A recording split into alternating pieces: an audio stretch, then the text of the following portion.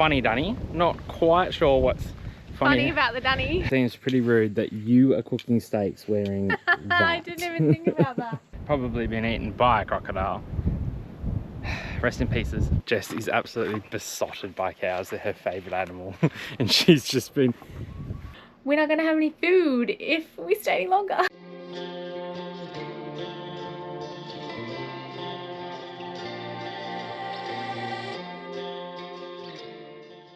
It's not funny, but I've given us a little bit of a bum steer. So this place is pretty remote in terms of like being between towns.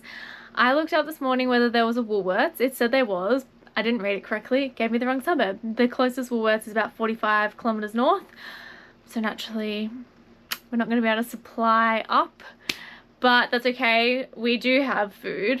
We just may be living off mee goreng and sausages, but that's okay because we were only planning on really staying here for 2 or so days just to wait the rain out. It is a nice camp. It's pretty good for a free camp, I won't lie, but you know, still, we're planning on moving up, continuing up north, chasing that hot weather, escaping the rain. But yeah, maybe it is a good thing that we only plan to stay for a couple of days because we're not going to have any food if we stay any longer. Well, have a go at it, folks. The weather has finally turned it on for us. We were trying to outrun the rain, but gave up pretty quick because when we looked at the radar, there was just no escaping it. So it was time to batten down the hatches and ride out the storm. That we have done in the perfect comfort of the Snowy. It was such a novelty being able to crawl in there, be warm, watch a movie. So used to tent life where you just kind of... well, you hated being in the rain, didn't you? It was enough to make you stop wanting to camp for quite a while, but this here just made it so easy. So now the weather is out, we have a whole campsite to explore, and we're super excited. So I'm going to finish writing some articles, doing a bit of work, and then we are out to explore, show you this beautiful campsite, and then let you know what we're up to after that.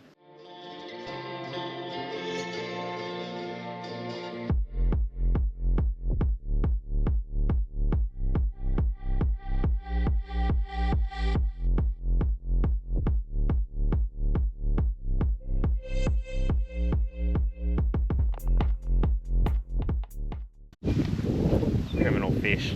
They're on the lookout. Have you seen this fish? Why do you actually have to look for it? Because they're an invasive species and they god dang ruin the planet. Are you happy it's finally sunny?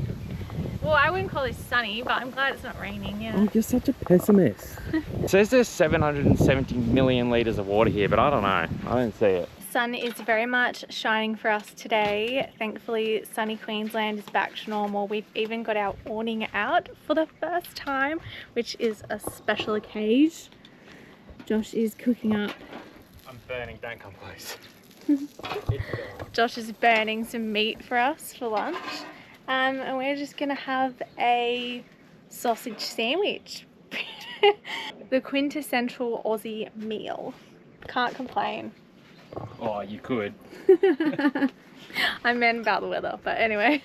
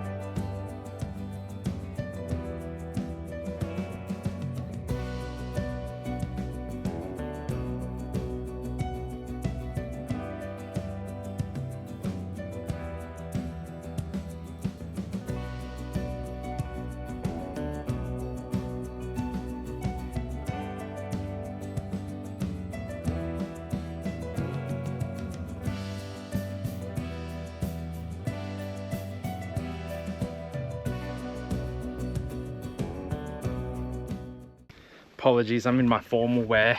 Just went for a swim. Look at this though, it's so cute. Jess is absolutely besotted by cows. They're her favourite animal. And she's just been cruising around them since we got here. Like a little David Attenborough, but much prettier. It's very, very cute. I put a little chair out for her. So you can sit there with her feet on the log and watch the cow. I'm gonna have a beer. Guinness, straight from the can.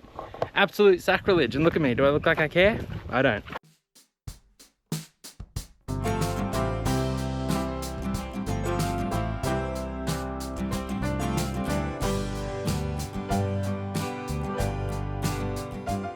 I'm getting hungry. What's for dinner?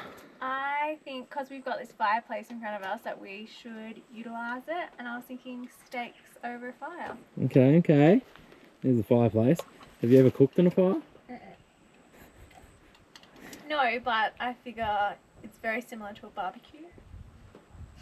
Yeah, well, I mean, stuff gets burnt no matter what, right? No, it can't be that hard. Alright, well, I'll get you the fire going. There's a nice pile of wood over here, provided by the owners of this wonderful establishment. And then you can cook the food. Sounds good. Alrighty. All I'm going to say is, it seems pretty rude that you are cooking steaks wearing that. I didn't even think about that. I'm on theme. Okay. This was not supposed to be an animal cruelty segment. I really just wanted to wear my cow pajamas. Okay. I'm just going to put them on and see how we go. I reckon she'd be right. What could go wrong? It could burn. But that's alright. I eat burnt steak when you make it. Wow. That should be fine. Now it is dark, but consider it mood lighting, folks. I really didn't even think about the fact that we're cooking steak on a cow farm. Oh, smoke in the ass.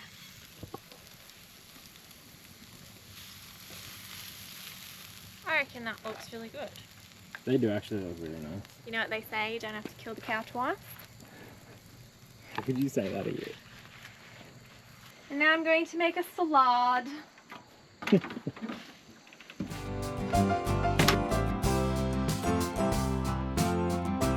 I've just woken up and we are at the most beautiful farm stay. It's here in Ibilby, Queensland, and amazingly, they've only been a farm stay on Hipcamp for 8 weeks. We found them on Wiki Camps, but they are also on Hipcamps, and that's where you book through. I'll leave a little link in the description if you want to check this one out. Owners are so nice. Came around yesterday on the ATV, had a little yarn, and just such a beautiful property. We've got a creek in front of us, cattle behind us. It's so picturesque, and the cows come straight up to you. They're not afraid of humans. Not that I went and touched it or anything, but I love cows. They're my favorite animal. So yeah, loving this one. It was, I think, $24 a night, so pretty good, and we're here for 2 nights.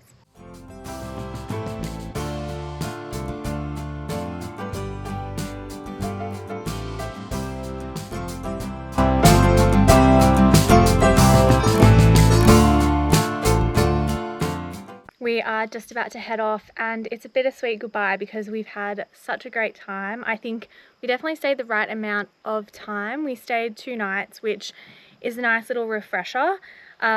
Great place to stop for a weekend as well if you're, you know, living and working in Queensland, you just want a little farm getaway. But for us, on to the next adventure, the next spot, and keep on moving. Get the lights check in a few seconds. Yeah.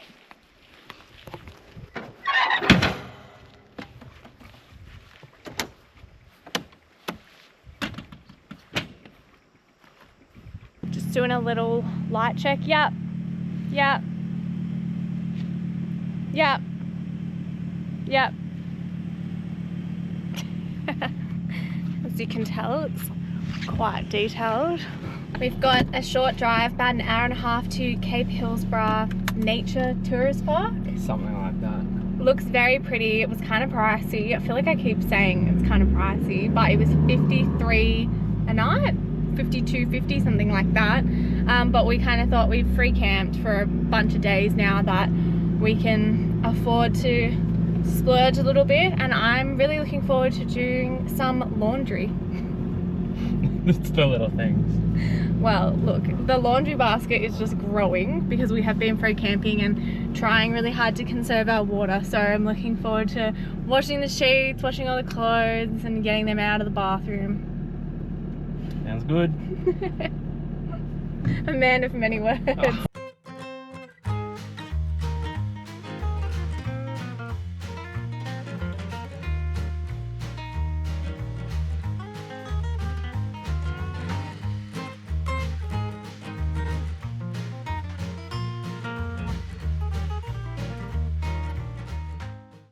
We are currently at Cape Hillsborough Nature Tourist Park. It's so beautiful. It's this little campground, tourist park, caravan park kind of thing in the national park. And this morning was really special. We came down here at sunrise. The ranger comes down to feed the wallabies and the kangaroos some essential vitamins that they don't get in their diet because they only eat grass. And that was really pretty, really picturesque. I actually forgot the GoPro, so unfortunately the footage is on my phone, but hopefully it's good enough for you guys to check out. At the moment, a bit of a solo mish because Josh is unfortunately not feeling very well, so I've come down to the beach by myself. To be honest, I'm also not feeling super crash hot, so just in case I'm getting sick as well, I want to make the most of today. Just assuming that there isn't going to be a tomorrow, but hopefully there is. But I've gone and booked another night. We were only supposed to be here for 2 nights, but I went and booked another night just because he is unwell, and one, I want to give Josh a bit more time to feel better, but two, if he does feel better, then I want him to be able to enjoy this because it's so beautiful here. But my plan originally today, before I started feeling unwell, was to come down to the beach, read my book and relax. I did a little bit of work this morning because it is Monday morning, and then I was going to check out one of their hikes. They've got a few walks out to lookouts here, but see how I'm feeling later. But for now, I just want to have a little R&R and check out this beautiful beach.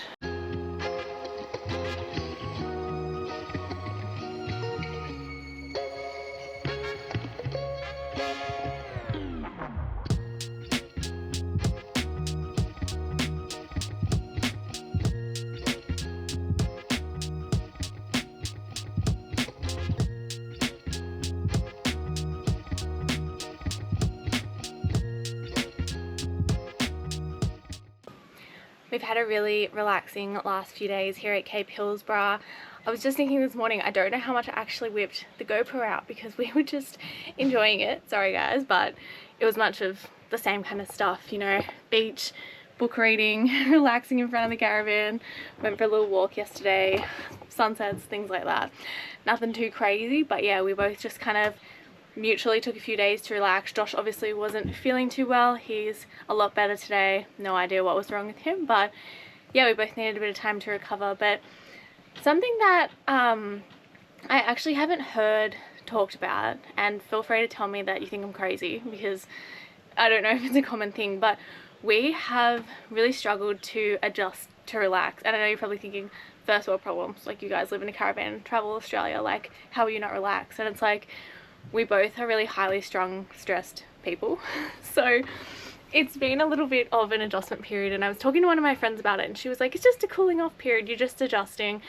And I think that's the truth. I wake up every day and I think to myself, what am I supposed to be stressing about? Because I'm just so used to stressing, and I don't know if anyone else relates to that. But yeah, it's just something that, you know, I've been really noticing. And for me, yesterday was actually a big anniversary for me. It was 8 years ago I was diagnosed with terminal cancer.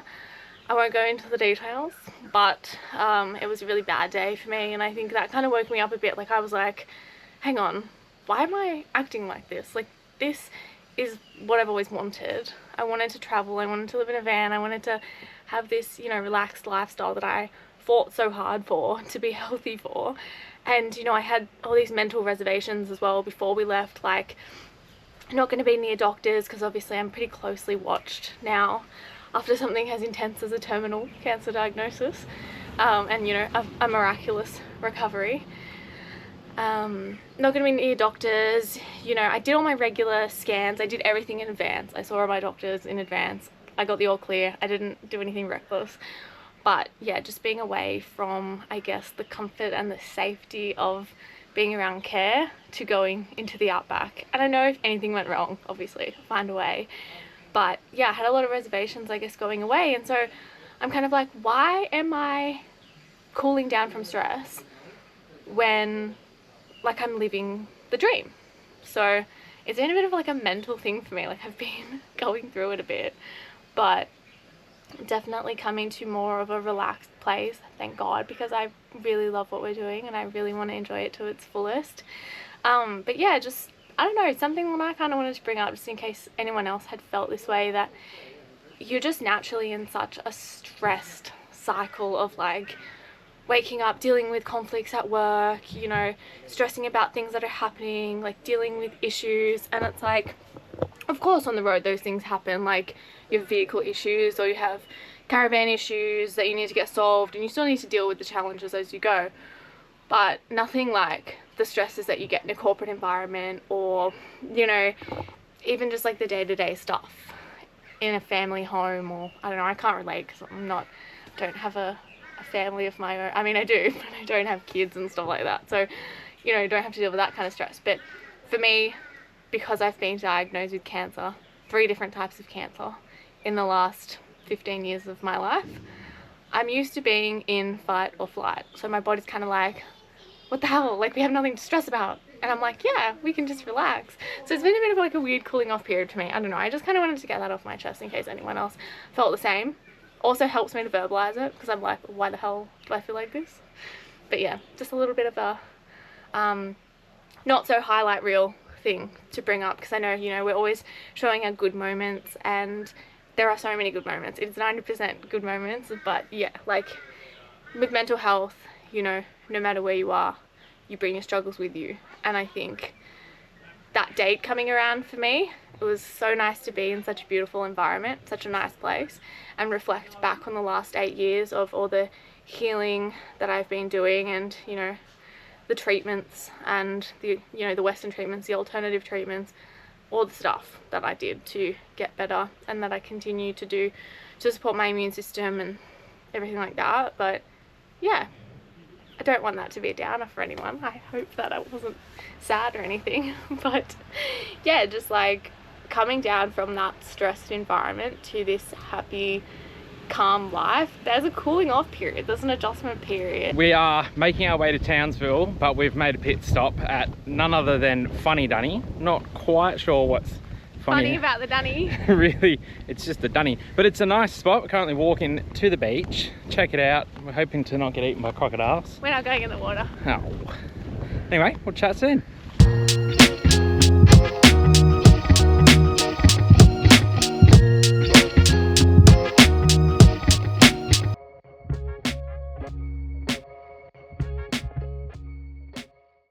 You can see how it would be beautiful. I mean, it still is. It's just looks like a lot of mud at the moment. I think it would be hard to be taken by a crocodile in this kind of tide. Surely you'd see it coming. Oh, well, if you didn't, you'd be... Oh my god, what's that? Sorry. You can tell I'm used to that because I didn't even flinch. Yeah, but look at this, folks. See down here, you probably can't see, but right about there, come closer to the microphone, there's a pair of shoes there, but you'll note there's no one around to wear those shoes. Probably been eaten by a crocodile. Rest in pieces. Peace. That is not funny. It's pretty. Should probably give you guys some information on the campground. So as Josh said, it's called Funny Dunny Campground. We found it really randomly, like all our sites on Hipcamp. Oh, a tree just caught me. Anyway, it's run by a caretaker. He said that he's a council appointed caretaker since 2016. It is a $5 donation in cashola when you get here. He'll even give you a little paper receipt for your $5, and then he tells you where to park. So we're only here overnight. We're moving first thing in the morning. As Josh mentioned, we are going to Townsville, and it's to drop our van off to have its first little service. So kind of the last chance we're gonna have to service it before we hit Northern Territory. We're going to go a bit more north to Cairns, and then we're going to head over to Northern Territory. But yeah, so we'll look for a little adventure or something to do that we can run around in the ute in tomorrow while our van is having its little service. But yeah, just a quick stopover tonight. We've parked in the middle of everyone. That's where the caretaker told us to park, but yeah, nice little spot, nice little random thing that you would never probably stop at, but apparently is quite popular because we were the very lucky last camp spot. Is this not how everyone does that? Oh, I've got to clean the logo. Did you use any product? No, non-tox.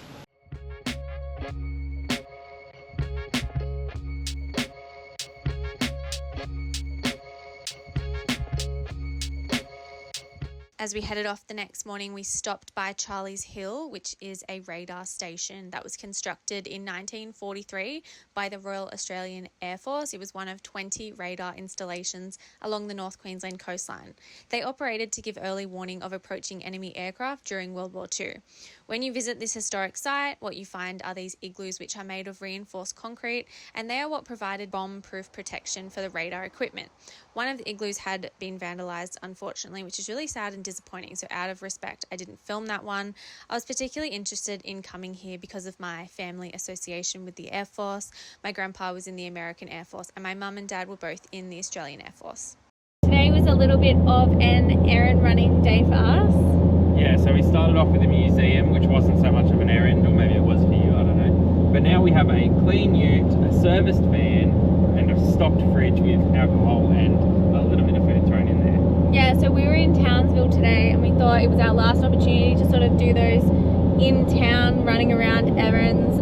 Obviously, getting the van serviced is a big one. Did put a bit of a hit to our hip pocket. I just did our budget for the week now that it's Thursday, and we've definitely blown over compared to our amazing budget week last week, but that's okay, because, you know, obviously a service only happens in the first 3 months or 1,000 Ks, and then not again until 12 months or 10,000 Ks. So unnecessary evil, but because of the increased cost today, not just the service, but obviously we washed the ute, bought a bunch of stuff from Super Cheap. We also headed to, you know, Woolworths, as Josh said, BWS. So because we spent a lot of money today, we're going to try and free camp for the next couple of nights, and surprisingly on Wiki Camps we've actually found a bunch of options. So it's worth noting, if you want to catch those weekly expense breakdowns or any of the other social content, we'll drop our links somewhere around here and you can find them yourselves. But yeah, back to you, Jess. Yeah, like the budget thing, I just started recording it because I genuinely wanted to know for my own knowledge whether we were spending more money living on the road, which you would expect, or the same amount as living at home, or less. And obviously Josh and I were both paying rent, you're buying groceries every week, paying fuel to get to work, that kind of stuff. So I initially just wanted to know for our own knowledge. Obviously it varies week to week, just like it does at home, but yeah, it's actually become a bit of an interesting project, and it does help to get sort of a benchmark. So if we spent more this week, we're going to try and spend less next week. Actually very keen to know if you guys feel like sharing how much you spend weekly on the road, if you're out there full time or just on road trips, let us know, because we're very keen to hear. Yes, if you do have your tally, leave sort of, I guess, your rough budget, maybe what you try to spend. Our budget is 1,000 a week. We don't want to go over that if we can help it. Anyway, so now we're on our way to a free camp. Weird, like it's free, but you had to book online, I guess, just because it allocates a certain amount of campsites, and there's a note, like if you get there and you've booked a campsite and there's someone in a spot and then there's nothing left for you, then call the ranger. But we're getting there right on 5 o'clock, so I don't think a ranger is going to be any help, so I'm hoping that there's a spot for us when we get there. Oh, you'll soon find out. Tune in next time to see what we got up to, and don't forget to subscribe to stay up to date with our content.